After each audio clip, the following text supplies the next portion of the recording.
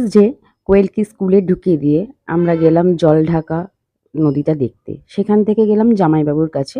নাগরাকাটায় আমার জামাইবাবুও থাকেন। সেদিন ছিল জামাইবাবুর জন্মদিন। ওইজন্য বার্থডে সেলিব্রেশনটাও হয়ে গেল, দেখাও হয়ে গেল। আর কেক কাটার পর জামাইবাবুর হাতে চিংড়ি মাছের মালাইকারি আর চিকেন খেয়ে চলে গেলাম ফ্যাক্টরিতে। জামাইবাবু টি ফ্যাক্টরিতে কর্মরত। তো ফ্যাক্টরির বিভিন্ন মেশিন, কিভাবে চা তৈরি হয়, তার প্রসেসিং সবকিছুই দেখলাম। খুব ভালো লাগলো। একটা বেশ নতুনত্ব সবকিছু। তো অনেক কিছু বোঝালো, যেগুলো কিছুই আমার এখন মনে নেই। তো ফ্যাক্টরিতে ঘুরলাম এবং গোটা ফ্যাক্টরিটা চায়ের গন্ধে ম, ম করছে।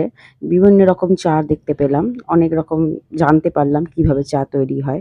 তারপর একটু ফটোশুট করেই আমরা বাড়ি চলে এলাম। এইভাবেই মঙ্গলবারটা কাটলো। খুব আনন্দে কাটালাম। অনেকদিন পর জামাইবাবুর সাথেও দেখা হলো। তো আজ ব্লগটা এই পর্যন্তই। টাটা।